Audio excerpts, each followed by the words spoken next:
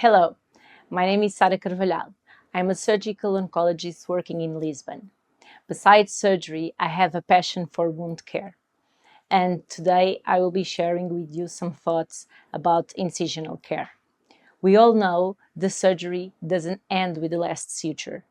After finishing the surgery, we need to choose wisely what kind of dressing and what kind of wound care we want for our patients. This is why wound care, in my opinion, should be a surgeon's role too. And today we will be talking about some issues and some advices that I would like to share with you. There are different types of wound closure. Primary closure is the one that we are used to use in surgery. We also have secondary closure and also delayed primary closure. So for this session, we will be focusing only in primary closure. We all know there are three main wound healing phases. The first one joins together the hemostasis and the inflammatory phase. This is called the cleanup phase. After this, we have the proliferative phase, where the new matrix is built, and this is the build-up phase. And after this, we have the remodeling phase.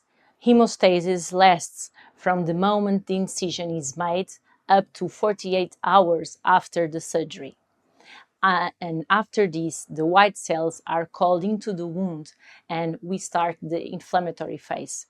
These first white cells, then called the first fibroblasts, that come into the wound. This first phase happens for the first week, more or less. The proliferative phase can start within the first week up to the sixth week after the surgery. And within this build-up phase, we have angiogenesis, fibroplasia, wound contraction, and in the end, epithelialization. This is the phases that compose the proliferative phase. And after this, in the end, we have the remodeling phase where the newly formed collagen is cross-linked into the final collagen where the wound tends to recover to the final tensile strength.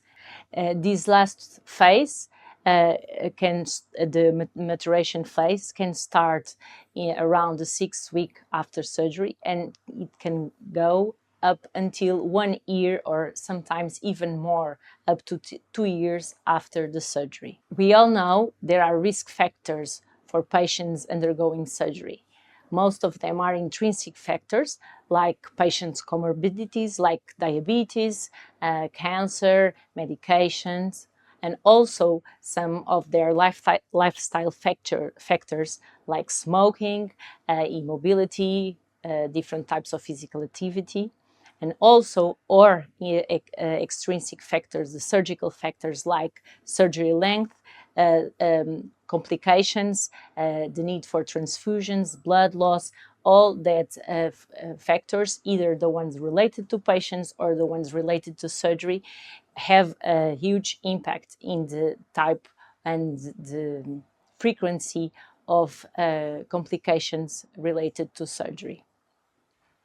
Other key parts of factors that can have an impact in complications are the consistency and the type of wound care patients get after surgery, and also how effective can we be in educating the patients and their carers in what kind of wound care they should have.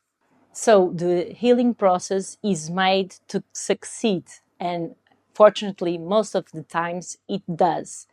But there are complications can occur, and the most common complications related to wound care are hematoma and seroma, infection, and dehiscence. Also, not using the appropriate wound dressings can cause skin damage around the wound. And these kind of skin damages like blisters or skin maceration can secondarily become infected and cause complications not directly related to the surgery, but related to the type of dressing you use in your incision. It is well established that early mobilization is very important to enhance recovery after surgery.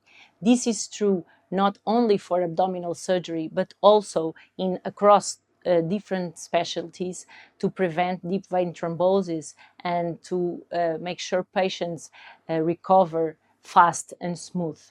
So, therefore, dressings that are stiff, that are not comfortable, should not be chosen by teams that want to make sure their patients' recovery fast and smoothly. So this brings us to dressing options. There are a number of dressings you can choose from tape and gauze and island dressings up to advanced all-in-one dressings and negative pressure wound therapy dressings. Evidence shows us that negative pressure wound therapy can help in preventing complications like infection.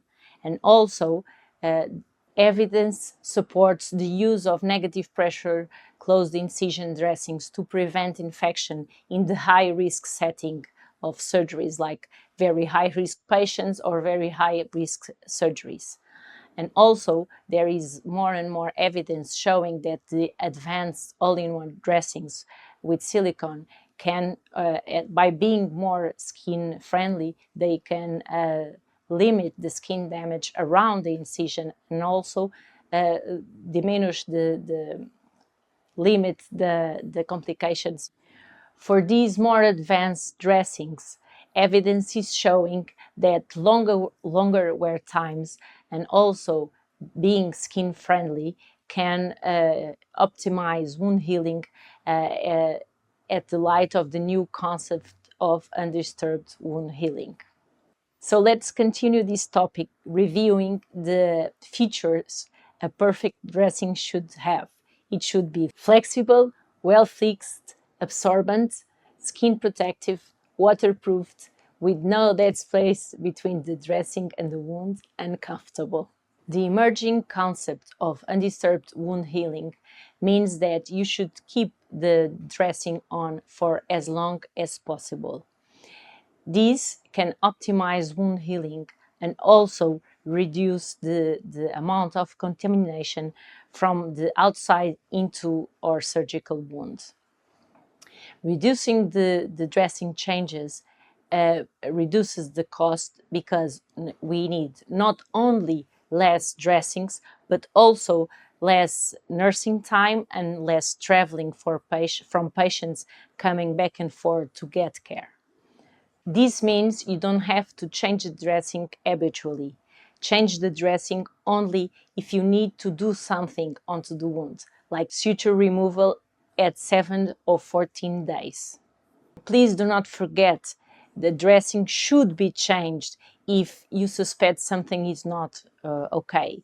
If the dressing is saturated, if there is excessive bleeding, if you suspect an infection can be going on because the patient is unwell, and also if you think the dehiscence can be occurring in your wound. In these settings, the dressing should be changed. To achieve optimal surgical wound care, you should start in the OR. When you finish suturing, clean the skin, dry the skin, and choose wisely what kind of dressing you want to apply on your patients. After that, educate your patient and their carers to daily inspect the wounds and go for a dressing change only if needed.